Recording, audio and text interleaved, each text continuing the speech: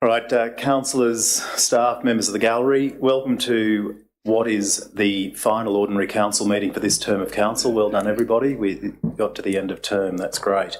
Welcome to this ordinary council meeting of the 24th of July, 2024. Could I call upon Councillor McMichael to provide the civic affirmation? We, the councillors of the Armidale region, declare that we will undertake the duties of the office of councillor in the best interests of our community and faithfully and impartially carry out the functions, powers, authorities and discretions vested in us to the best of our skill and judgment. Thank you, Councillor McMichael. And I call upon Councillor Redwood to provide the acknowledgement of country. Thank you. We acknowledge the traditional custodians of this land and pay our respects to elders past, present and emerging. The Armidale Regional community pays tribute to their love of land, love of people and their love of culture. Thank you, Councillor Redwood. And for the last time this term, could I call upon the General Manager to make a statement in relation to the streaming of in-council meetings? Thank you, Mr Mayor. This meeting is being audio and video recorded and the recordings of the non-confidential parts of the meeting will be made available on the internet. No other persons are permitted to record the meeting unless specifically authorised by council to do so. And could all mobile phones and computers be set to silent? Thanks, Mr Mayor. Thanks, Mr General Manager. Councillors, I haven't received any apologies and am delighted to see you all here. Councillors, having reviewed the agenda, do any of you need to declare a conflict of interest? Councillor Mepham. 15.4, Mr Mayor, I have a non-pecuniary related parties with respect to Fairview. And what's your intention with that? I intend to leave the room. Okay, thanks, Councillor Mepham. All right, councillors. Mr Mayor. Yes, sorry, Councillor Packham. Yes, I wish to declare an insignificant pecuniary interest on the procurement item. I'm struggling to find the item here. 8.2. Yep. As a casual supplier of goods to council. I intend to stay in the chamber and vote. I also wish to declare on 9.3, the reopening of Link Road, insignificant non-pecuniary interest as a resident of the foothills and a proponent of reopening Link Road. I don't think there'll be a decision made today on actually doing that or not, but yeah, declare an interest there. Thank you. Yeah. Councillor Witters. I think it's 15.12, non-pecuniary interest. Just as an employee of something gets mentioned in that later on. Sorry, Councillor Witters, in relation to which item? 15.12. 15.12. Yeah. Okay, thank you. Just a reminder for those councillors who haven't already, you will need to provide a form to the General Manager just about those items. So we will note that. Alrighty, councillors, let's move to item 5.1, the confirmation of the minutes of the ordinary council meeting held on the 26th of June. Can I call for a mover, please? Thank you, Councillor McMichael, and a seconder. Thank you, Councillor Gadders. Councillor McMichael, anything to say? No. Councillor Gadders? Okay, councillors, let's put this to a vote. All those in favour? Oh, Mr Mayor, sorry, I forgot I was away at that meeting and haven't read the thing, so I can't vote on it. Okay, thank you. All those in favour? Thank you. I declare that carried. With Councillor Witters abstaining. Yep, thank you. Which brings us to item 7.1, delegations of the ceremonial and civic functions of the Office of the Mayor and the status of advisory committees. So this report authorises delegation to the General Manager to carry out the civil and ceremonial functions of the Council and the Mayoral Office between Election Day on the 14th of September and the holding of the mayoral election plan for Wednesday the 9th of October. Details of this item are on page 9 of the agenda. Can I have a mover? There's a motion on the screen. Can I have a mover, please? Thanks, Councillor O'Brien, and a seconder can be Councillor Redwood. Councillor O'Brien, anything to say? But if Councillor Widders, this is the one with the Welcome to Country in it? No, it's I'm not. sorry. Anything to say? Thank you. Okay, but you're still moving it? Yes. Terrific. Councillor Redwood? No, thank you. Okay, councillors, it really is a formality, so all of those in favour of delegating the authority to the GM? Thank you. I declare that carried unanimously. Item 7.2, changes to the Local Government Act and the impact on senior staff. So this item is asking council to note that the changes in the Local Government Act whereby the concept of senior staff has been removed, with the effect that councils and councillors no longer have any input to these positions within the organisation. Details of this are on page 12 of the agenda. There is a motion on the screen with a fair bit of detail. Can I have a mover, please? Thank you, Councillor O'Connor. And a seconder. Thank you, Councillor Widders. Councillor O'Connor, anything to say? That's all right. Only to say that, it's another little chink in, or another loss of power to the elected council, but notwithstanding that, we have no choice as it's state legislation. Thank you. Councillor Widders? I'm sure this will get a mention from some of our local constituents who love to use the overpaid senior staff comments on social media, but it, I suppose, will have no substance as usual. Are you referring to the redundant upon appointment comments? Yeah. Thank you. All right. Councillors, anything further to add? All right. Let's... Councillor McMichael. I'd like to say I think that this provides some security for our senior, for the staff, and I think it's a good move from the Office of Local Government, and I'm glad we're approving it. Okay. Thank you very much. All right, councillors, if there's nothing further, let's put this to the vote. All those in favour of noting? Thank you. I declare that carried unanimously. That brings us to item 7.3, the Council Actions Report. So this report summarises the actions taken on resolutions of Council for the period January 2022 to June 2024. And again, Council is being asked to note the report. The details are from page 15 of the agenda and page 28 of the attachments. Can I have a mover, please? Thanks, Councillor Gadders, and a seconder. Thank you, Councillor McMichael. Councillor Gadders, anything to say? Just briefly, Mr Mayor, I guess while this is our actions report, which is keeping a detailed track of our items as we've gone through each of these ordinary council meetings, it obviously clearly shows that it's been a busy term, it's been a short term. Well done to everybody, well done to the staff. I think we've achieved a heck of a lot in this very short term. So again, congratulations everybody. Thank you, Councillor Gadders. Councillor McMichael. I echo my fellow councillors' remarks. There are a significant number of things that have been achieved, and thanks to everyone for doing them. Thank you. All right, councillors, anyone else? Let's put it to the vote. All those in favour of noting that report, thank you. I declare that one carried unanimously. Item 7.4 is in relation to the caretaker period for the local government election. So council is being asked to note that the caretaker period runs from Friday the 16th of August to Friday the 13th of September. Details are on page 16 of the agenda. Can I have a mover, please? Thanks, Councillor Widders, and a seconder. Thanks, Councillor Redwood. Councillor Widders, anything to say? No, procedural sort of stuff. Nothing on it. Okay, Councillor Redwood. All right. Again, let's put it to the vote. All those in favour, noting that report. Thank you. I declare that carried unanimously. Item 7.5, the New England Weeds Authority. So this is the item that was a subject of the Have Your Say session earlier, which illustrated the impact the unwinding of the Weeds Authority is having on the wider community. So council's being asked a number of things. This is the impact behind this is quite serious. So council is being asked to note the report from the interim administrator.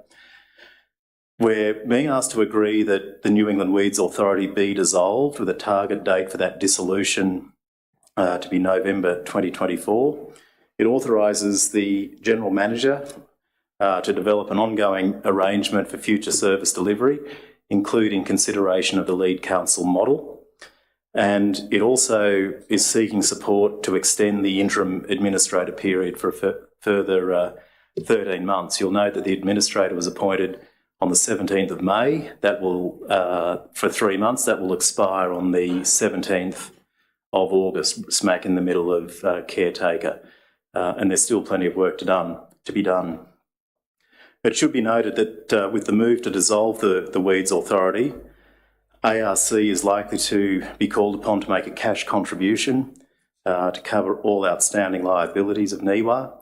And as part of the budget, we made a provision of $500,000 for this inevitability. So we can expect that to happen. The same will happen with the other councils, where each council will be asked to make a cash contribution relative to what their annual contributions are. The amounts owing as at the date of the administrator's report is in excess of $800,000. And the other thing that was noted in his report is that a market appraisal of the new depot was sought, and actually I know it now has been received. So the administrator has been doing work. The details of all of this are from page 18 of the agenda and 100 of the attachments. So there is a recommendation on the screen. Can I have a mover, please? Thanks, Councillor Galletley. And a seconder. Thank you, Councillor O'Connor. Councillor Galletley. I'd just like to speak on this. I think on behalf of, after we listened to the Rice developments or Rice corporate group, whatever they are, speak about it, I'm having a bit of trouble getting to the point that none of our councillors who are on that board or committee want to take any responsibility at all for what's happened here. It is a fairly big issue. I don't know whether you've just dropped the ball or whatever it is, but there's been no responsibility taken up. And even, in fact, I've been blamed in my past role as a director or a committee member on that board last term, of that it is actually my fault that we've got into this. Going back to the 18th of May, hang on, let's have a drink. Post on the social media site, Facebook, by Councillor Packham. He actually accused me, he says in this sentence, in fact, it was you and the Walker representative that authorised the $1 million for the building and the loan under the full knowledge that the budget would be okay if the grant funding continued to flow. So this is wanting me to take the blame for what they've let drop the ball, or he's one of them that's dropped the ball in it. And he's also put in there, what is obvious is you never set in place a motion system in the event funds were becoming short. But then finances really aren't something you understand. Well, I'm pretty lucky. I've ran a business here for over 46 years and several other businesses, and I've never gone bankrupt, so I must have a little bit of a basic knowledge. And him forecasting that the loans coming through, how could I forecast that the Labor government were going to get in and change the grant funding altogether? So I would really like to hear from at least one of the councillors to give us a bit of an idea whether they had any idea or not, or whether it was what it actually was. I'm flabbergasted that you can't take any responsibility for it. But anyway, I suppose I'll hear a bit more, but thank you for that. Thank you, Councillor Galletley. Councillor O'Connor as the seconder. Thank you, Mr Mayor. Yes, look, I am one of the councillors who's been on the Weeds Council in its most recent iteration, which as Councillor Gaddy's mentioned, has been quite a short period, and the decision to build what is, an excellent building out at the airport. In fact, that was the first block that was sold from our Armidale Regional Council's site out there. So it was quite a milestone, if you like, for Armidale Regional Council, who's one of the member councils of NIWA. Look, it is very regrettable. I think that I can understand that Councillor Gallatley feels personally aggrieved. Social media is a dangerous world, but I don't think that he needs to. I think that the decision to go ahead with that building was made over a number of iterations of the Weeds Council over several terms of council. It was always done on advice, and I do want to reassure the rest of this council and the general public, if they're listening, that the very first thing that the current Weeds Council comprised of the representative councils, not just from Armidale Regional Council, but from Uralla and Glen Innes and Walker. The first thing we did when the opportunity to borrow money that had always been the contingency plan seemed to evaporate, was to accede to the Minister for Local Government's request that the Weeds Council go into administration, and the purpose of that was to deal with the financial things. It was actually impossible for us to do it because for us as councillors, we didn't actually have the power under the Act, but the Minister did. So we've cooperated wholly. I don't think it's a case that any of the current Weeds councillors have refused to take responsibility. I'd like to correct the record on that thing. I think we're all extremely concerned about this situation, and all of us, I think, have been, well, I can only speak for myself, and I know Councillor Packham have been in contact with the administrator. So, look, it's regrettable, but the thing we've got to keep in mind is that the decisions that were made were done on advice from people that were employed to give us advice. I don't really disagree with anything that Mr. Lusted said in his address, and I think it was really good that he came forward and said what he did at the public forum before this meeting commenced. So I think we just need to stay calm about this and kind of move forward with the administrator. There's a lot of things that could be said about the fact that certain grant funds that were in the nature of a contract payment for work done, and that work was done, but part of the cash flow crisis was the fact that with the change of government, there was a change in the identification or the nature of the grant. It changed from a contract payment to a contestable grant fund, and those monies were not forthcoming. I think, Councillor Gallatley, you couldn't have imagined that would happen, and certainly we were horrified, but it's happened. And it wasn't our decision, either in your term as a Weeds Council councillor or in my term as a Weeds Council councillor. I think we'd be both equally shocked. But that's the reality of working with the government of the day, and I think we've just got to go forward and not beat this up and try and do everything we can within our power, and I certainly will, to encourage the administrator, who's the only one who can really deal with this now, to get the creditors paid. Thank you, Councillor O'Connor. Councillors, would anyone else wish to speak about this? Councillor Witters. Thanks for the two speakers. Got two parts to my speech here.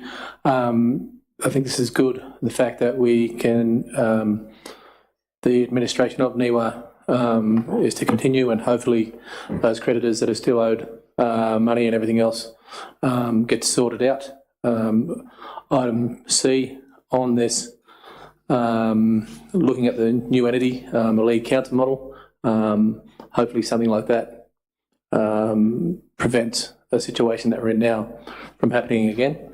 And my question is to the mover of the motion, can use his right of reply if he wants to, spoke about the responsibility of the councillors on NIWA and them being responsible for this. Are you generally just speaking of the three ARC councillors, or are you putting that responsibility on all the councillors from ARC, Uralla, Glen Innes and Walker Shire? Just so for context, it seems from the way you worded your speech that I got the understanding that ARC councillors were the ones that were in charge of this and that they basically tell everyone else what to do, or are you saying that the responsibility is on all of the representatives from each council group?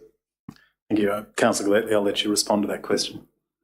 Yeah, well, funny you ask that, because I'm not going to put names into it, but there is one that has apologised to me for dropping the ball, which was not one of our three here. The way that I look at this is we've had the chair and two other councillors, so we've got 3 out of 6 councillors that are representing the Armidale area, which is the biggest push in it. So if it was a 3-3 vote, the chair would get the vote. So to take the 3-3 out of it, to make it 4-3 in any vote, they had every chance to run this as it should have been ran. And they had the casting vote, they had the power to do it, but I believe they sat on their hands and did nothing to prevent it. Thank you. Question? Sure. Can you clarify what council the chairperson of NIWA actually came from? No, I can't. Can we get a clarification on whether it was an ARC councillor or was a chair of NIWA from a different council? I know the answer to this. So I know that Walker was the chair for a while, and I'm not sure when, but that finished at some point last year, and Councillor Robinson from ARC is the most recent I took chair. over in September, but by that time the contract for the building was signed in April, and a lot of my time as chair was trying to secure that loan, as everybody knows. And I also made substantial representations to the Minister Moriarty and various other members of the state government, as did some other councils here, because we knew how essential it was to secure that loan. And if we didn't secure that loan as was originally intended, then we knew that there was going to be a severe problem. Thank you. Thank you. Councillor Witters, is that the end of your questioning? Thank you. Councillor McMichael. I'd just like to say that I think the importance of the motion that we're looking at this afternoon is the governance of what is going to happen soon, and that governance is great, that the administrator will have some work still has some work to do, and that the role of the lead authority, or what we decide or what happens, will be important, because the work of the weeds authority, however we define it, however it's defined by the organisation that is replaced by that NIWA replaced, still goes on. Weeds grow, and weeds are one of the most important issues in the country, not just the region. Thanks. Thank you, Councillor McMichael. Is there any other councillors wish to speak? I think that was a good summary. Councillor Gillespie, any final comments, or are you done? No, I'd just like it to be totally transparent in the end, and if you're going to put your hand up to be on one of these committees, please know that you can do the job. Would be good. Thank you. Thank you. Okay, councillors, we'll put this to a vote. And as Councillor McMichael pointed out, there are some, we are voting on some serious things here. It's about the dissolution. It's about the way forward. It's doing it in the knowledge that we'll have to kick the can to make sure that creditors are paid. And at the end of the day, life rolls on, the community's looked after and the weeds get sprayed. So all those in favour? Thank you. I declare that carried unanimously. Item 7.6 is a social media policy. So council is being asked to endorse the placement of the social media policy on public exhibition and receive a further report at the end of that exhibition period. So details are from page 20 of the agenda and page 101 of the attachments. There is a recommendation on the screen to that effect. Can I have a mover, please? Thanks, Councillor Redwood, and Councillor Galletley's the seconder. Councillor Redwood, anything you'd like to say? No, thank you. Okay, Councillor Galletley? I'm fine too, thanks. All right. Well, let's put that to the vote then. All those in favour? Thank you. I declare that one carried unanimously. Item 8.1 is the cash and investment report to 30th of June 2024. So the report provides an overview of the cash and investments for that month, where council held $135 million in investments and $10.7 million in cash. Also, and certainly very pleasingly, it showed that interest received for the month was $679,000. So that's a great result there. The details of this are from page 23 of the agenda. Can I have a mover for that cash and investment report, please? Thanks, Councillor Galletley, and the seconder is Councillor Gadders. Councillor Galletley, anything to say? Not much. Good job, staff, and keep up the good work. Thank you. Councillor Gadders, no. All right, councillors, let's put that to a vote. All those in favour of noting that report? Thank you. Item 8.2 is the procurement policy. So this, the draft policy was placed on public exhibition following the May ordinary council meeting. Sorry, I note that Councillor Packham is excusing himself from the room for this. And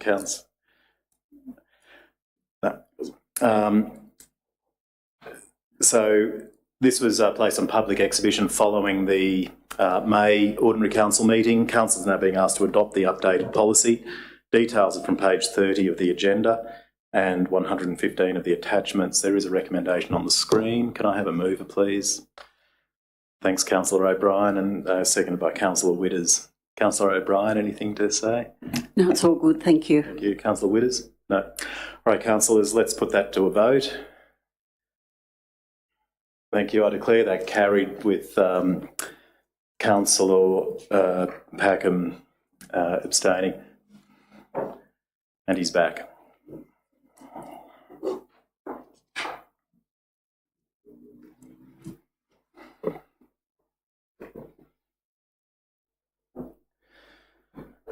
Councillors, item 9.1 is the commencement of the process to formally name the Guyra Memorial Park. So council received a request from the Guyra clubs and organisations, that group there. They requested that a section of Apex Park between Bradley Street and the railway be named Guyra Memorial Park. The details from page 35 of the agenda and 164 of the attachments. The recommendation on the screen just outlines the steps required to bring this about. So can I have a mover? Thank you, Councillor Mepham, and a seconder can be Councillor O'Connor. Councillor Mepham, anything you wish to say?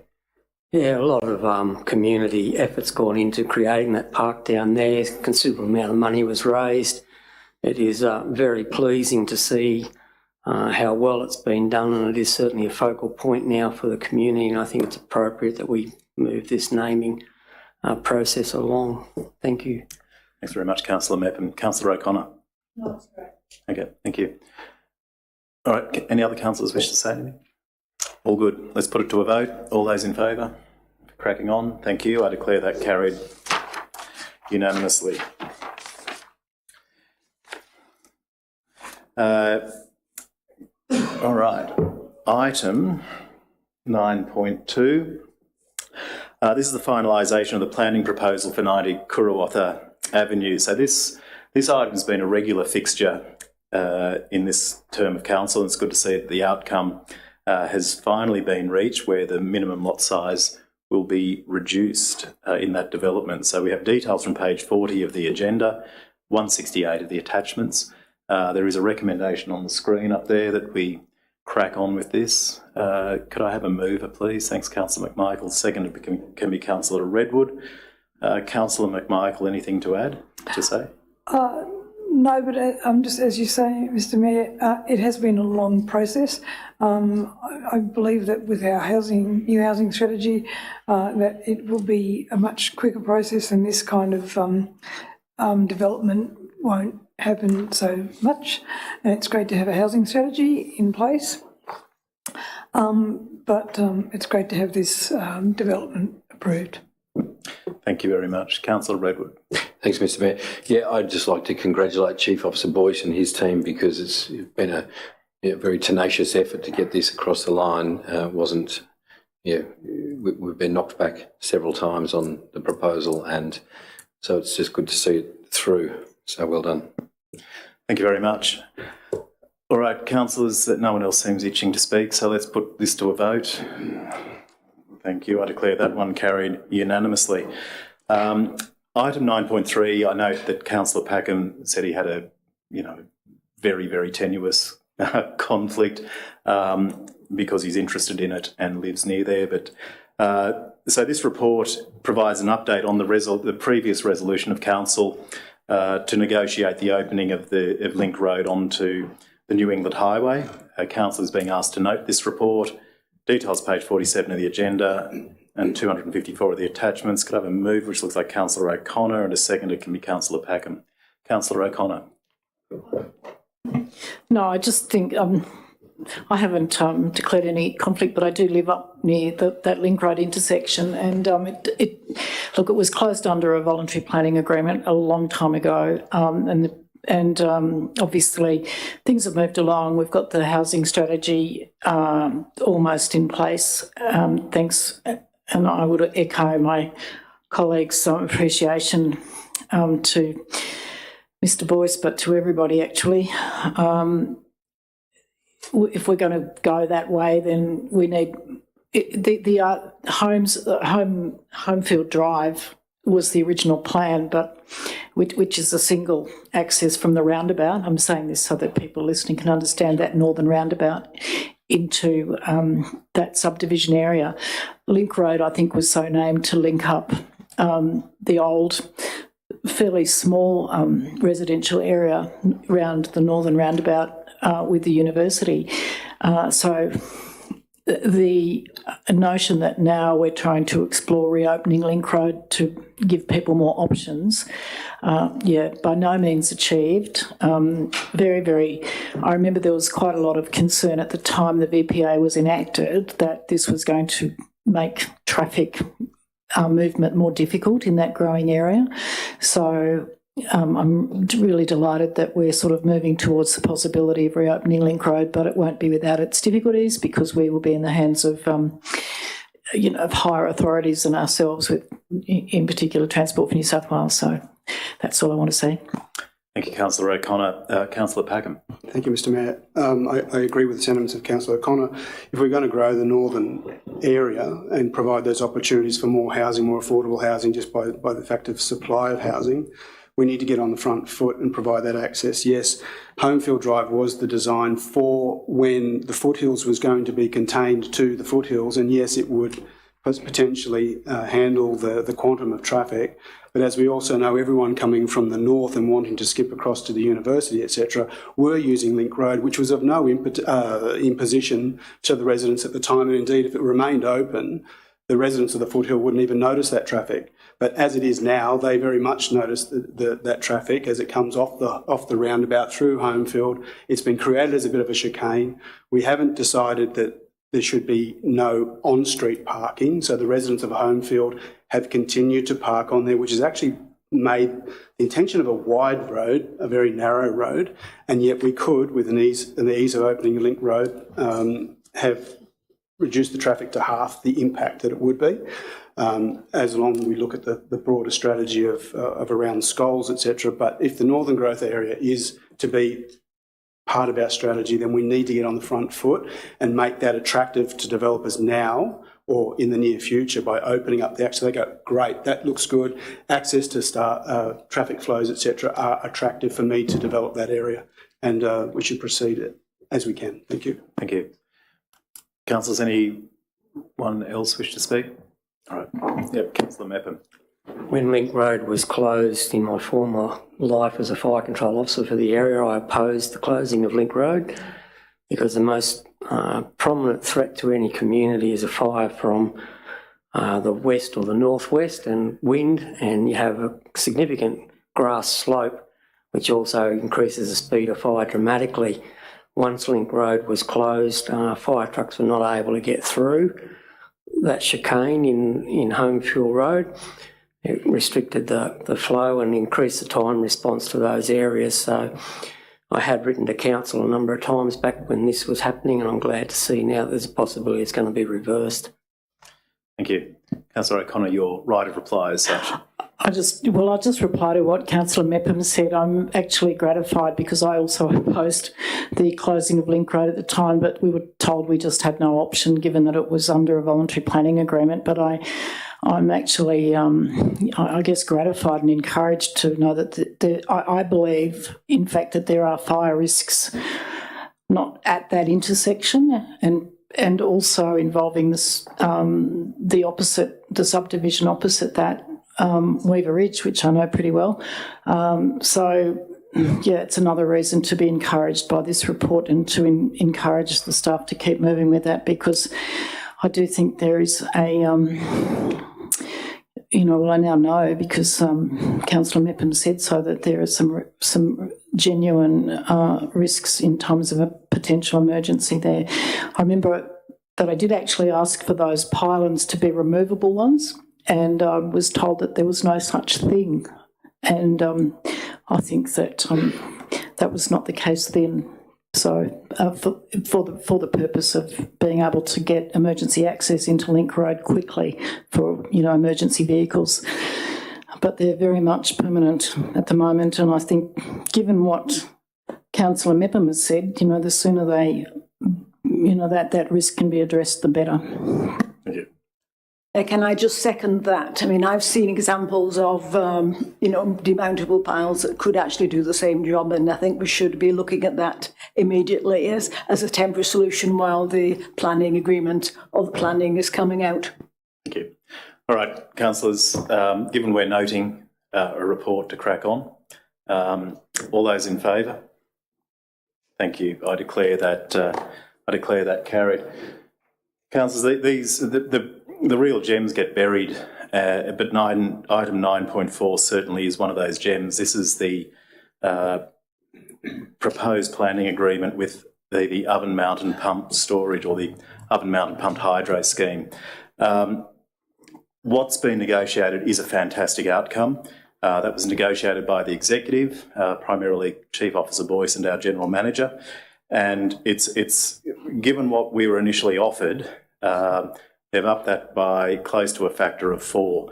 And we now have a very good agreement, which is $600,000 per annum from 2023 dollars from the time the project commences for its lifetime. So it will be a significant amount of money in this particular planning agreement, and it just sort of really is testament to where the maturity that this council has reached in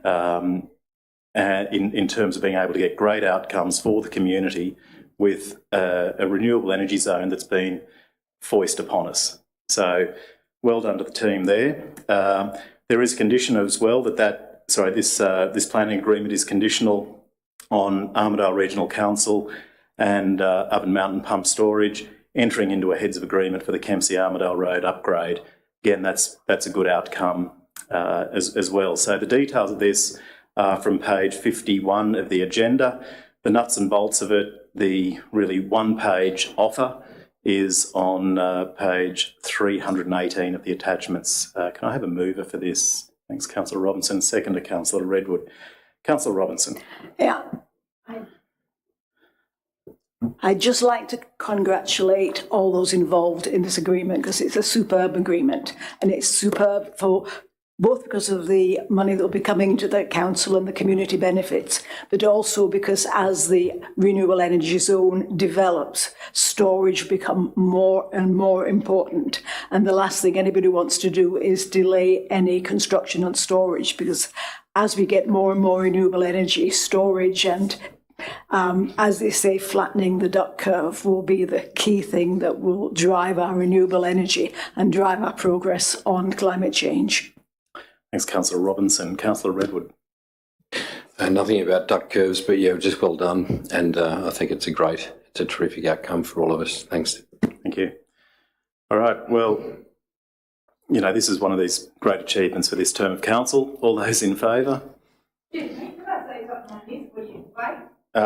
No, you can't. Well, the thing is, No.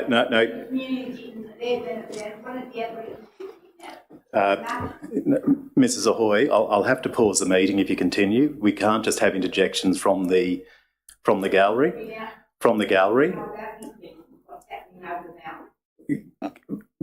We can speak after this, Mrs. Ahoy. As I said, we cannot have interjections from the gallery. Okay, thank you. All right, councillors, just again, can we put that to the vote? All those in favour? Thank you. I declare that carried unanimously. Item 10.1, the annual report of the Audit, Risk and Improvement Committee. So council is being asked to note the annual report. There were 3 significant external audit findings, all of which have been brought to the council throughout the year. First one being the reporting of assets that were dedicated to council, where $4.5 million worth of assets were identified. Some missing quarterly budget reviews in 2 periods in the 2023 calendar year, and issues in relation to the preparedness for the audit. I need to stress this is in no way a criticism of our CFO, but because we've been kept abreast of these things as they come through. Details are from page, and so I probably should note, from my reading of the ARIC annual report, you could say the report was benign, which means that, from my reading, the council is in good shape. Details of this are from page 54 of the agenda and 330 of the attachments. Can I have a mover for this, please? There is a recommendation that we note it. Thanks, Councillor Gadders, and the seconder can be Councillor Redwood. Councillor Gadders, anything to say? Councillor Redwood? Thank you. All right, councillors, let's put to a vote to note the ARIC report. Thank you. I declare that one carried unanimously. This brings us to item 10.2, public exhibition of the draft civic and ceremonial function and representation policy. So council is being asked to place this policy on public exhibition and receive a further report at the conclusion of the exhibition period. That'll mean it'll be the new term of council that receives that report. At the core of this item is to ensure that council policy is consistent with the resolution to erect signage, acknowledging that on the Armidale city limits, recognising that the city sits on Anouan land, and also it has to do with the welcome to country and acknowledgement of country within the city limits. Details of this are from page 57 of the agenda and 335 of the attachments. So I'll have a mover as Councillor Witters, the seconder is Councillor O'Brien. Councillor Witters.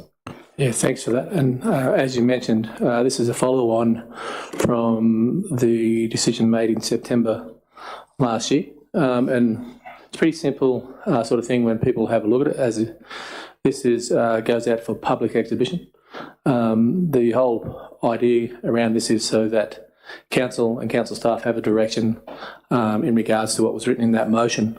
The whole concept, basically, with the 2 dot points, if you're looking at this sort of thing, is that at an official council event, within the boundaries of though the signs that are erected, recognising what land they're on. If council would like a welcome to country conducted, then this motion says that it's to be conducted by N1 people or N1 person. If they would like an acknowledgement of country that the event is taking place within these boundaries and on that land, then the acknowledgement of country states the wording within this motion, and that can be done by anyone. So an acknowledgement of country can be done by non-Aboriginal people, people from different nations within the continent of Australia, people from outside of Australia who want to acknowledge what traditional lands they are on. They've got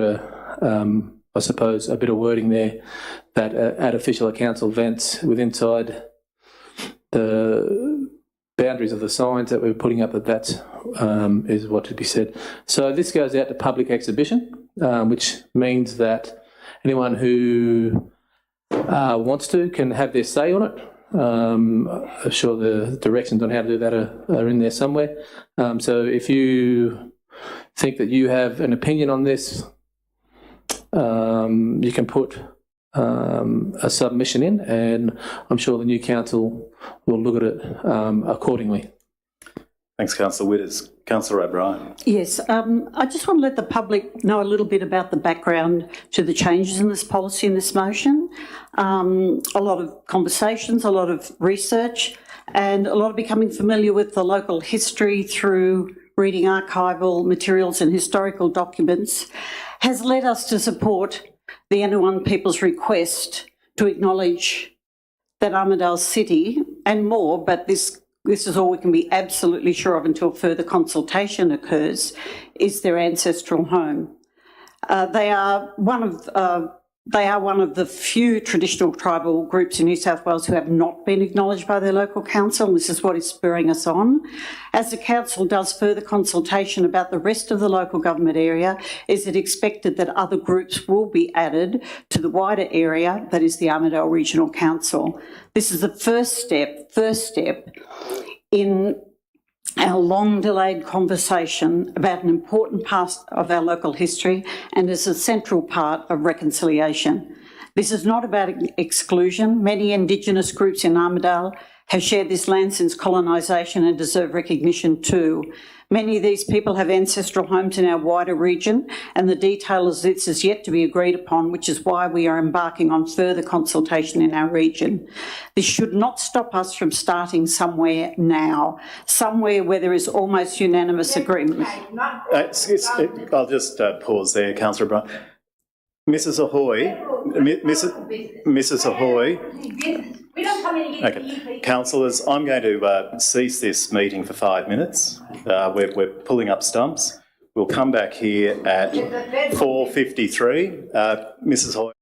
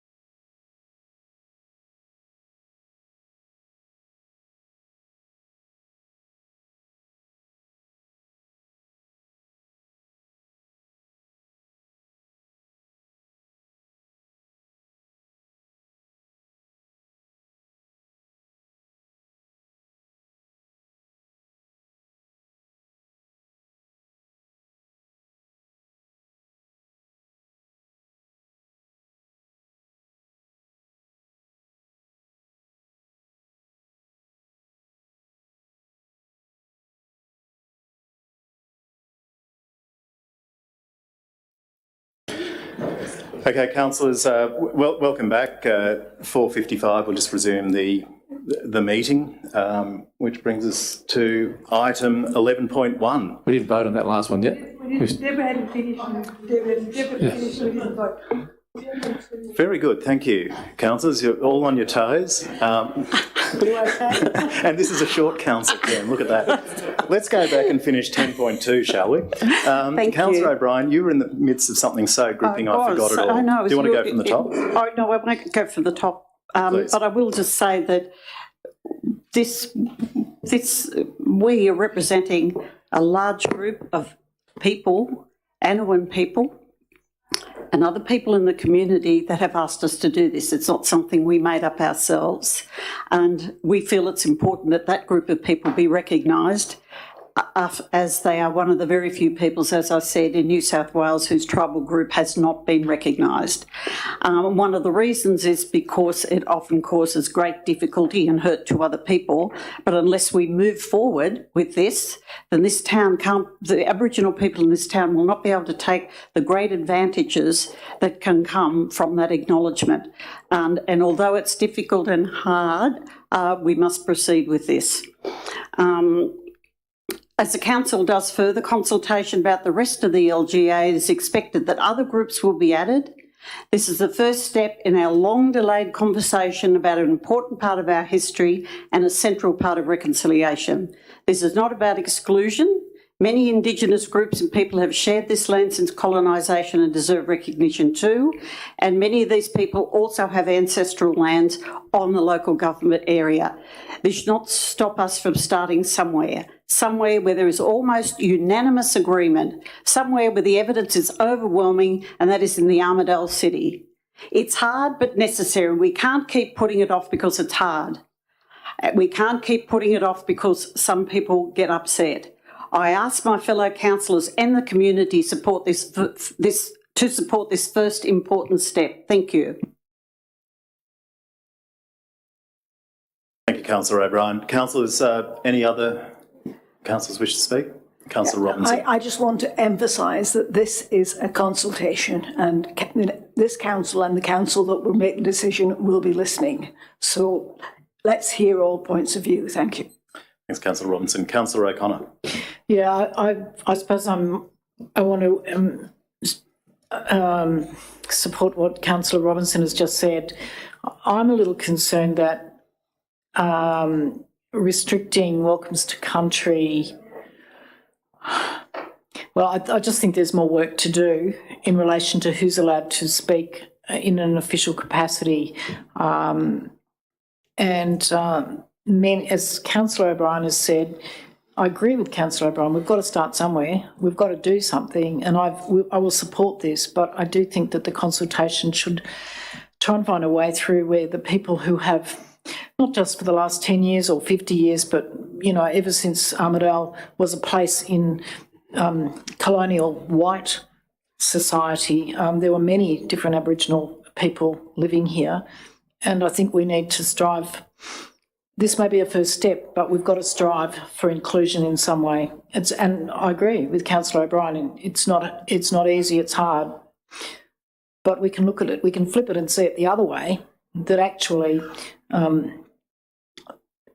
this was always a meeting place of different tribes, and somehow or another, with proper community consultation. Yes, we must respect the original owners of this land, but we must also pay respect to those people for whom this has been their home for many generations. Thanks. Thank you. All right, councillors. Can I just quickly use my right to reply? Sure. Just to agree with what has been said. That is a first step in ARC aligning itself with the majority of the state and actually recognising what traditional lands it sits and works on. Just a side anecdote to some of the comments that have been said. As someone, there is a lot of history here. There's more than one family group. I myself come from lineage of numerous different groups within the state. Through my great-grandmother and great-grandfather have Kambangi lineage. Through my grandfather, I have Annawan lineage. Through my grandmother, I have Gamilaroi lineage.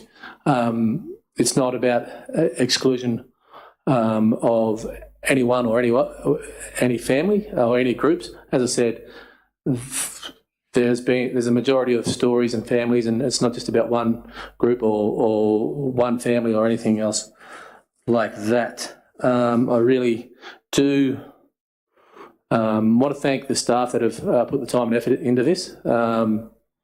I know it has been a little bit difficult in getting this policy written. So for those of you in the community, again, that have an interest in this, please utilise the tools to have your say.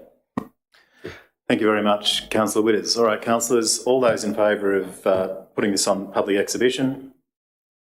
Thank you. I declare that one carried unanimously. Now we can go to item 11.1, the installation of a second weighbridge at Long Swamp Road Waste Facility. So council is being asked to accept the tender to install that second weighbridge. Details are on page 59 of the agenda. Can I have a mover for the motion that's on the screen? Thanks, Councillor Redwood, and the seconder, Councillor Galletley. Councillor Redwood, anything to add or say?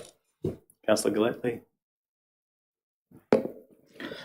Just in the General Manager's business paper on Monday night, we were discussing a little bit, we got a bit of a second idea about this, well, we got the idea of how it's all going. So this is actually a second weighbridge just to fasten the system up and do a better job of getting our waste in and out of our centre out there. But good work, folks. Thanks, Councillor Galletley. All right, if there's no further comment, let's put this to the vote to accept the tender to install the second weighbridge. Thank you. We're going to have a lot of happy people out at the tip. All right, item 11.2, the appointment of a site auditor for the remediation of the former Armidale Gasworks. So in this particular item, council is being asked to endorse the awarding of a 3-year tender to a site auditor to remediate those gasworks and hopefully get some development on that site that's needed work for a long, long time. Details are from page 64 of the agenda. There is a recommendation on the screen. Thank you, Councillor Galletley, for moving. Councillor McMichael is seconding. Councillor Galletley, anything to say? This has been hanging around our necks for a fair while. This is the wedge that's just near the cinema that's on Jamerick Street there. So we got to get that ugly bit of fencing down and get something going there. But it's a very slow process working with all the environment people. But anyway, fingers crossed, and we'll hopefully see it in my lifetime anyway. Thank you. Thank you. Councillor McMichael. I agree with my fellow councillor. It's a very long process, but we're organising it, we're doing it, and we're getting on with it. Thank you. All righty, let's put that to a vote. All those in favour of approving the site auditor? Thank you. I declare that one carried unanimously. Second gem, hidden amongst the dross, the Curtis Park Playground expansion. So the concept plans have been drawn up. They're to be endorsed. Council has received funding to expand that Curtis Park Playground, and we are being asked to place those plans on public exhibition and then endorse the General Manager or give the General Manager the authority to hit the go button. Detailed from page 69 of the agenda and 342 of the attachments. Can I have a mover? Thank you, Councillor Robinson. The seconder can be Councillor Redwood. Councillor Robinson. This is an important step forward as far as revitalising our creekland is concerned. We've had lots and lots of ideas and lots of things and it's now time for the public to tell us their ideas. There are a couple of interesting things that are worth noting. One is maybe that the playground beside the visitor centre, although it says it's going to be removed, the equipment will probably be replaced and put inside the super playground in the intervening time. And the other thing and I certainly would like to encourage is we have a superb bike track there, and if we can encourage, say, some of the New England mountain bikers to put in a bike skills area, just like they have at the Piney, then that would actually be something that could be cheap and could be done in addition. And if anybody else thinks it's a good idea, then you're welcome to comment on it. But yes, let's get this on public exhibition and let's improve this area because it's the heart of our city. Thank you, Councillor Robinson. Councillor Redwood. Oh no, I think like Councillor Robinson, I think it's a great move for us. We've got a good playground at the moment, but let's make it a great one. And so welcome the comments that are coming through this process. So it's great. Thank you very much. All right. Anyone else interested? Yeah, I don't know whether we've got the right person from the council. I have a question about the slope near the creek. Mentioned on Monday that it would be cut away so the visibility would be better on that side. Was that what was mentioned? That drop down on the northern side of the creek, was that mentioned on Monday that'd be taken out to the visibility for some of the concerns that were raised? Just because I've got a question if that was I think it's right. Through Chief Officer Schaefer being bounced across, or Chief Officer. Yeah, we're fortunate enough to have one of the project managers, Lizzie Atwood, so I'll let her field that question. Lizzie.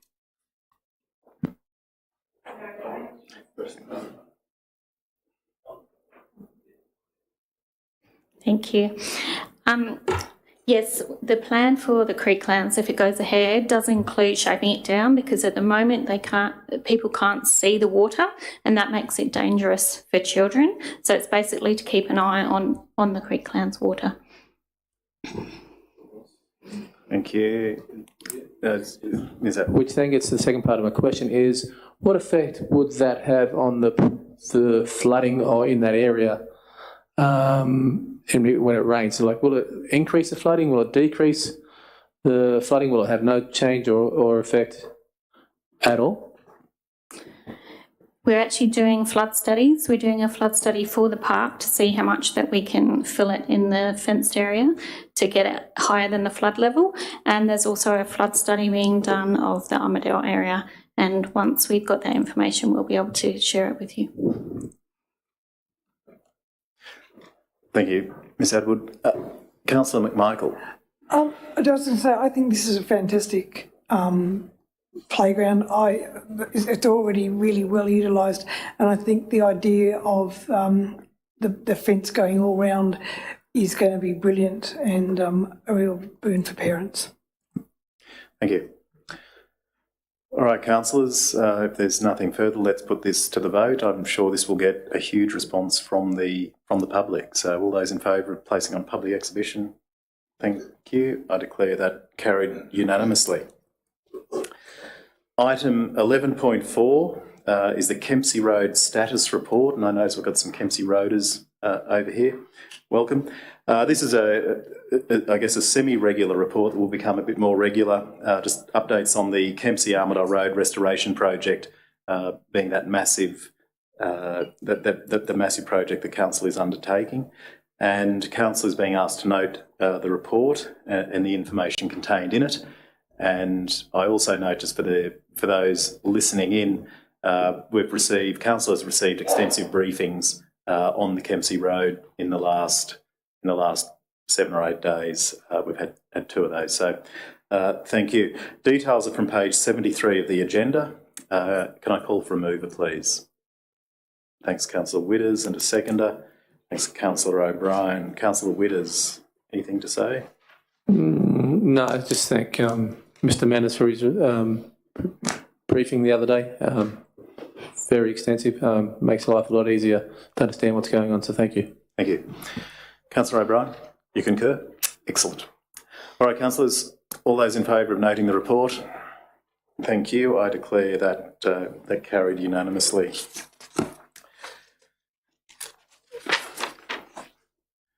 Which takes us through to item 13.1, the Traffic and Advisory Committee, their minutes from the meeting on the 2nd of July. The recommendation is that we note those minutes, but there are a number of items that the Traffic Committee undertook. And as always, I think we should ask Councillor McMichael if you would move that, and then we'll call for a seconder, and then maybe you can update us. So, Councillor McMichael, to move that. Could I have a seconder for the minutes? Thanks, Councillor O'Brien. Councillor McMichael, can you bring us up to speed, please? Yes, there are a number of events coming up, including, I might say, the Light Festival on the 23rd of August, which I hope everyone's planning on attending. It sounds like it's going to be very exciting, and I'm really looking forward to it. The Ulysses Motorcycle Club Rally is on as well, and it's going to be very exciting next couple of months. So thanks, everyone. It's been a great time on the Traffic Committee. Thank you very much. Well, councillors, let's put that to the vote. All those in favour of noting the minutes and the good things to come. Thank you. I declare that carried unanimously. We now come to the last two items in this open session. So they are two questions on notice. The first one is a question on notice from Councillor Robinson in relation to the budget and operational plan, and councillors being asked to note the responses there. So can I have a mover, please, in Councillor Robinson, and a seconder for this question on notice, Councillor McMichael. Thank you. Councillor Robinson, do you wish to speak to your question on notice and the responses? Yeah, I really would. And first of all, I'd like to thank everybody who's provided the information, and indeed for adding those 3 words about e-notices to our website, so that people know how to securely access all their rates and water information from the past several years, because that makes it life so much easier for anybody who would otherwise have to search through and collate information from emails. Knowing about this increased functionality will encourage more people to use e-notices, which will save council money as well as providing environmental benefits. And I believe costs and efficiency are really important. So I hope that as long as we do use external contractors to maintain our website, there'll be procedures to make simple changes quickly and effectively, rather than in this case the 18 months that I had to happen and eventually have to submit some notice of motion to make this change. And another improvement is the information on water, because accessible information, for example, knowing the costs of the proposed water infrastructure, especially if it's true that unless we get 90% grant funding for building OK first, we will have it increase the typical residential bill from about $980 to $730 a year, which really raises the question to me about who benefits and how much water we'll need, noting that in the data that I was provided to an earlier question on notice, that 90% of water users consumed a quarter of the secure yield after raising the Malpas Dam, compared to the secure yield of and that was about 4 gigalitres a year. And our unrestricted demand in the last 3 years has been 1.9, 2.2 and about 2.5 gigalitres, and the other half of the use is by intensive water users who pay a lot less per kilolitre than the average households. So I think we've all got to ask the question, how much of the extra demand in really, really dry years is going to be for households using a small amount of water in gardens, or is it going to benefit those intensive water users? Because we don't need a massive secure yield to accommodate renewable energy zone workers or manufacturing or AI Industries. They will be among the 90% of users who currently use about a quarter of the secure yield from raising Malpass. And even with 4,400 additional households, which Shah's housing strategy hopes to achieve, we'll still be only using about half of it because of all the infill developments and the new standards for water efficiency under basics. And so if the only beneficiaries of building Oakey First are going to be intensive water users, and they're currently being subsidised by the rest of us, it would be sensible to ask for them to pay what's not covered by grant funding. Alternatively, they could pay a lot less and agree to reduce their consumption in really dry years, which might be 1 year in 10. And for the record, I was very, very pleased to see some of the answers on how much we might need to lower Malpass Dam to raise the wall, which in one of the reports we all received on Friday at my request was 3 metres, or roughly, so that would make it down to about 64% of full. And that the construction for raising Malpass might be 12 months rather than the 18 months in this answer. So yes, we still need lots and lots of more information. We need desperately that willingness to pay consultation. I would have liked it to start as soon as possible, not after the next election, but we can't have everything. And thankfully, yes, I'm also pleased about the answer to the climate, because this is something that we've now really got a good motion on our books to develop plans for the best ways to minimise our contribution to global warming compared to business as usual, noting the need for improved access in this region to government energy rebates for increased energy efficiency, solar panels and battery installations. That's a great move, and I will look forward to seeing how we can do that and working with the figures to do that. And that will take us a long, long way forward as far as our climate emergency declarations.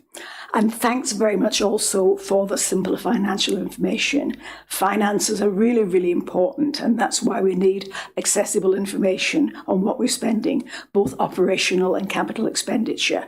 And these figures for depreciation are interesting, but knowing the condition of our assets will be even more important, and what needs to be done to keep them from deteriorating.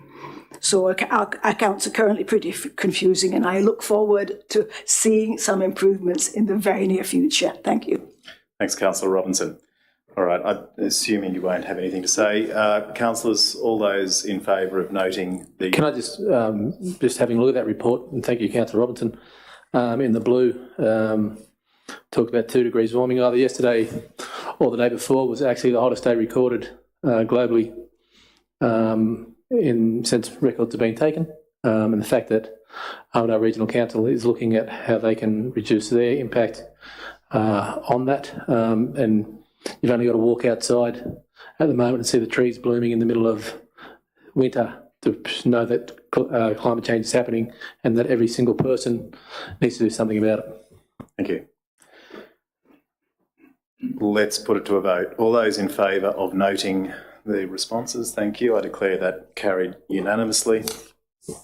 And the final item, a question on notice from Councillor Galletley in relation to Code of Conduct complaints lodged in this term of council. And again, council is being asked to note the responses to those questions on notice. So can I have a mover in Councillor Galletley, a seconder for Councillor Galletley's? Councillor McMichael, thank you. It's now afoot. Councillor Galletley, do you wish to say? Thank you. The reason why I'm doing this is to be totally transparent so that the community knows how their money can be spent or how their money is being spent, whether it's they get value for money or not. Last term, we had a lot of these come through, and luckily, by looking at the price of these whimsical things that come up, luckily, when the administrator came in, he threw them all out, so it didn't really cost us as much as what it could have done. So, but anyway, looking at these, I'm being transparent. I feel that I know there's 2 of these that have been put on me through councillors in this room. I'm not going to name them, but if they have a problem with me speaking about the way that that it went. That's up to them, I suppose. But you look at the money that it costs. I'll give you a bit of a brief on how this works. So if a councillor does something that another councillor thinks is not right, or it's wrong, they'll report it to the GM or to the mayor, and then it goes through a process and goes to our staff to decide whether they can sort it out or whether it's got to be sent away. So these ones here, the 5 of them have been sent to an external reviewer, which is not a cheap process, as you can see. And one of them that was put on me was from sending an email and accidentally having a third party that I shared it with by pressing the button and not looking to what's named. So I apologise to the complainant that I should take a bit more time in doing my emails. So that's that one. The other one was a very long, drawn-out process of mediation that didn't seem to work at all. There was arguments about whether we should meet with a third party in the council meeting room or in a public place. I personally thought the council meeting room was for meetings like this. And so that fell apart. So there was really no result with any of them. I don't know what the code of conducts that are out there, whether any of the councillors would like to come through with that and discuss them, who they're involved with. But I really think it's a waste of money. Your 12 grand would have been much better off spent on something even as it would have paid half or more than half of the upkeep for the rail trail that we're looking forward to getting here. But maybe the councillors next term, if they just have a bit of a think, even if they mightn't get their own way or they might think they're a little bit hard done by, just remember it's the ratepayers' money that you're wasting on some of these whimsical things. But anyway, that's pretty well all I've got to say about that. So thank you for listening. Thank you. Councillor McMichael, you were the seconder. Anything you wish to say? I'd just like to say that we're all under a code of, we all have a code of conduct. There's a code, okay? We are all here and we all try to abide by it, and we all do our best. And I in the spirit of the last official meeting of the term, I'd like to thank everybody for being here and for the last 2.5 years. And it's been a great time. I really enjoyed it. Thank you. Thank you, Councillor McMichael. Councillor Witters. I'd like to thank Councillor McMichael for mentioning the codes of conduct. As councillors, we're responsible to be a responsible person, and we are answerable to the community.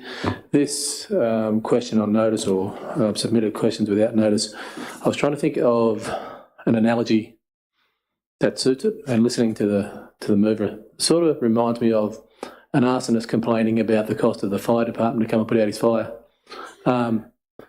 If you have concerns about the cost, then the actions to lead to the complainant shouldn't happen in the first place. Like, there wouldn't be a complaint if there was no actions to begin with. So being responsible and following the codes of conduct and the codes of meeting practices in a respectful, adult, cognitive way means that these sorts of things don't happen. And I do want to commend this council as being on the last one. There was a lot of code of conduct complaints, and the drops in this one, I think, have been refreshing. I think as being the last official meeting of this council, I'd like to say that my term on this one was a lot more enjoyable in regards to the conduct and behaviour in the council chamber during meetings, and I really hope that continues on into the next council, and whoever sits on the next council can continue the good work that's been put forward in this one. Thank you, Councillor Witters. All right. Councillors, your right of reply? Sure. Very good analogy, Brad. That was very... If you could refer to him as Councillor Witters, please. Oh, very good analogy, Councillor Witters. Thank you. Yeah, no, that was good. It was good, but you'd think we might have to be a little bit more grown up and a little bit more thin-skinned, a little bit of... I just think that's called wasting the ratepayers' money. But anyway, we shall move on, but I think we know where that came from anyway. Thank you for that. Thank you. All right, councillors, all those in favour of noting the comments from the staff in relation to the notice of motion? Thank those again. I declare that one carried unanimously. Councillors, that brings us to the end of the open session of the meeting, which I declare closed at 5:25 p.m. So what we'll do now is I'll call for a motion to move into closed session. If that's passed, then I'll ask the gallery to leave. So I'll call for a motion to move into it. Councillor O'Connor's moved it. Councillor Robinson seconded it. All those in favour of moving into closed session? Thank you very much. I declare that open session now closed. Gallery, thank you so much for your time. And if we could ask the gallery to exit, we'll be dealing with items on the closed session. Thank you.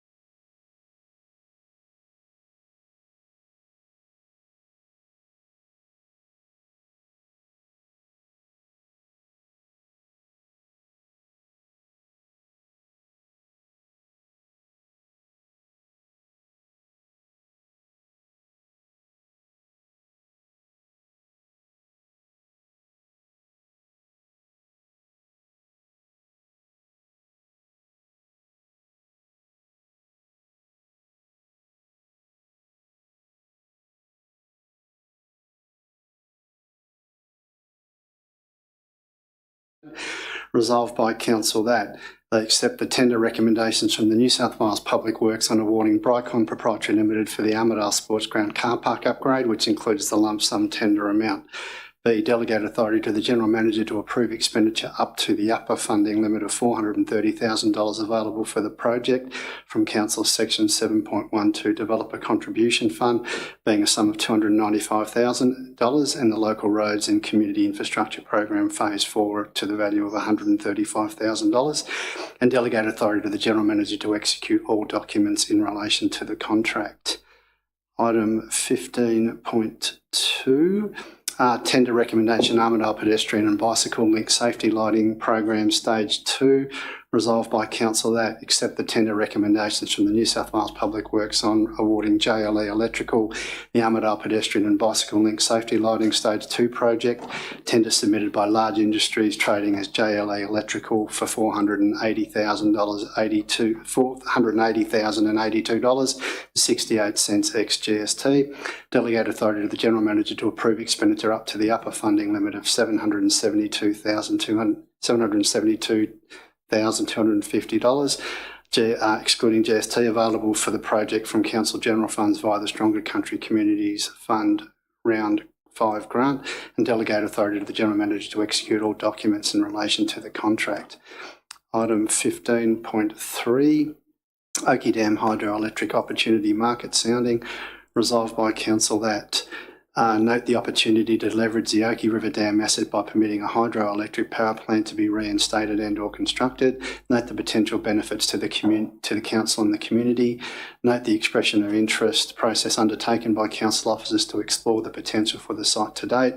Commit to continuing to explore the Oakey River Dam opportunity with shortlisted proponents to the point of receiving further feasibility studies, understanding that this commitment may require engagement of additional resources and expertise as covered in the operational budget.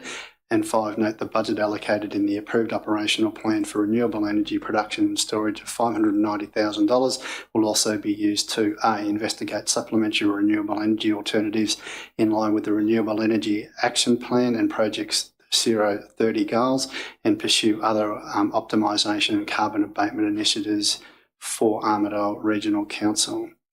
Item 15.4. The Fairview Estate Drainage item, resolved by Council that they note the detailed drainage design including easements to 4 properties in the Fairview Estate. 2, note the potential for reputational, legislative and economic risks. 3, note the cost to the value of $885,000 excluding GST as approved in the 24-25 operational plan and budget. And 4, endorse commencement of the community consultation with affected residents. Item 15.5, tender recommendation, first culvert replacement, Herbert Park Road. Resolved by Council that they endorse the award of the RFT A 2024/36 first culvert replacement, Herbert Park Road, to J&C Group Indigenous Contractors Proprietary Limited for the lump sum price of $360,475.58, including GST, to start works in August 2024 with completion due by December 24, and authorise the General Manager to approve variations to the contract A 2024/36 within the value of the funding grant and or his delegation, and to authorise all documents related to the contract. Item 15.6, a tender recommendation for the design and construction of the Albion Park Suspension Bridge. Council endorsed the award of RFT A 2024/42 design and construction of Albion Park Suspension Bridge to Cablespan Australia Proprietary Limited for the lump sum contract price of $768,110.20, including GST, with works to start in February 25 and a completion due in May 2025. Authorise the General Manager to approve variations to contract A 2024/42 in accordance with his delegation within the value of the total project funding and or his delegation, and to authorise all documents related to the contract and approve expenditure of $456,985 excluding GST from the Section 7.12 Developer Contribution Fund. Item 15.7, tender recommendation, Kerala and 2 Mile Waters Bridge replacement. Resolved by Council that they endorse the award of RFT A 2024/32 Kerala and 2 Mile Waters Bridge replacement to Wagar Constructions Proprietary Limited for the lump sum price of $2,723,050, including GST, with works to start in December 24, with completion due by June 2025. And authorise the General Manager to approve variations to Contract A 2024/32 within the value of the funding grant and or his delegation to authorise all documents related to the contract. Item 15.8, the Boundary Creek Bridge replacement. Resolved by Council that they endorse the award of RFT 2024/37 Boundary Creek Bridge replacement to Toyce Proprietary Limited for the lump sum price of $1,283,945.30, including GST, with works to start in October 2024 with completion due by 2025. And authorise the General Manager to approve variations to Contract A 2024/37 within the value of the funding grant and or his delegation. Item 15.9, request for tender plant hire services. Resolved by Council that appoint the tender as listed in Table 1 to a pre-qualified panel for the provision of suitable plant hire equipment for a 2-year term from 1 July 2024 until 30 June 2026, and delegate authority to the General Manager to execute all documents in relation to the contract approval and expenditure to the upper limit of their delegation within the available funding budgeted for plant hire. Item 15.10, period contract cleaning services at the Armidale Regional Airport. Resolved by Council that the tender submission by Bozar Facility Services provided superior value for money and was recommended for award, and that Council award the request for tender RFT A 2023/52 contract for cleaning services for the Armidale Regional Airport to Bozar Facility Services as a tender which provided value for money and quality of service, except Bozar Facility Services submission of $13,200 per month or $156,400 annually, combined with added value obtained in establishment of local provision inventory levels and service provision, provide a quality service and proven value for money to Council. Award this contract for a 2-year period ending 30 June 2026 with an option to extend for a further 2 years by a further 2-year periods at the sole discretion of Council, and accept a budget increase of $16,400 for cleaning at and to be part of the first quarterly budget review of the 24-25 financial year. Item 15.11, the replacement of the ozone generators at the Armidale Water Treatment Plant. Resolved by Council that they approve the purchase of 3 new ozone generator units to replace existing and install a redundancy as per option 2 set out in this report. Approve the release of $1,103,200 from the Water Reserve. Endorse the procurement strategy in regard to Xylem Water Solutions Australia being endorsed under section 55(3)(I) of the 1 of the Local Government Act 1993. An exception to the Act is endorsed for this contract where, because of extenuating circumstances, remoteness or locality, or the unavailability of competitive or reliable tenderers, a satisfactory result would not be achieved by inviting tenders. And delegate authority to the General Manager to approve expenditure for the project up to the upper limit of $1,103,200. Item 15.12. The National Water Grid Funding Application, Armidale Water Security Strategy Detailed Business Case. Resolved. Got to start making these recommendations a bit shorter too. The resolved by Council that we note the project proposal to co-fund the Armidale Water Security Strategy Detailed Business Case in accordance with the program application submitted 20 June 2024. Assessment will be considered by the Department of Climate Change, Energy and Environment and Water under the Australian Government's National Water Grid Fund Stage 2. Approve the release of $2,279,400 from the Water Reserve to co-fund the Armidale Water Security Strategy Detailed Business Case project as per the application to DECU if NWG funding is secured. Delegate authority to the General Manager to approve expenditure for the project up to the upper limit of $4,558,800, and delegate authority to the General Manager to execute all documents in relation to the project and funding agreement. Item 15.13, Quarry Supervisor Variation of Contract. Resolved by Council that they extend the temporary services of the Armidale Regional Council's incumbent quarry supervisor, Adrian Short, for a 12-month period ending 30 June 2025 until permanent recruitment can be made, and delegate authority to the General Manager to execute all documents in relation to expenditure to the upper limit of their delegation within the allocated transport budget. And item 15.14, the Kempsey Road funding application and procurement strategy. Resolved by Council that they note the proposed procurement strategy for the engagement of contractors to deliver road restoration works, provide delegation to the General Manager to conduct a procurement process in compliance with the Local Government Act pending security of funds under the disaster recovery funding arrangements, note the report regarding the funding arrangements, and provide delegation to the General Manager to enter into tripartite agreement between Transport for New South Wales and the New South Wales Reconstruction Authority, and execute all documentation in relation to the deed. Thanks, Mr. Mayor. Thanks, Mr. General Manager. Well done on that. Which leads us to 15.15, the mayoral minute regarding the General Manager's performance review,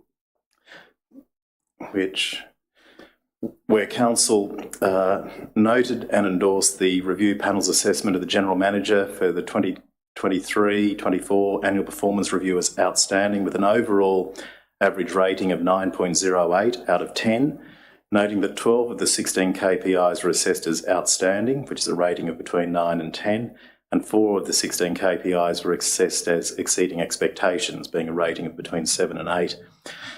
B, that the General Manager's remuneration increased by $13,500 effective from the 1st of July 2024. And C, early in the new council term following the September 2024 elections, the council set the General Manager's performance criteria for the 2024-25 financial year. That's it. Well, thank you, councillors, this ACM. Thank you, councillors, for a term. There have been some really good things that we have kicked off. So I declare the meeting closed at 6:25 p.m. Thank you. Yay.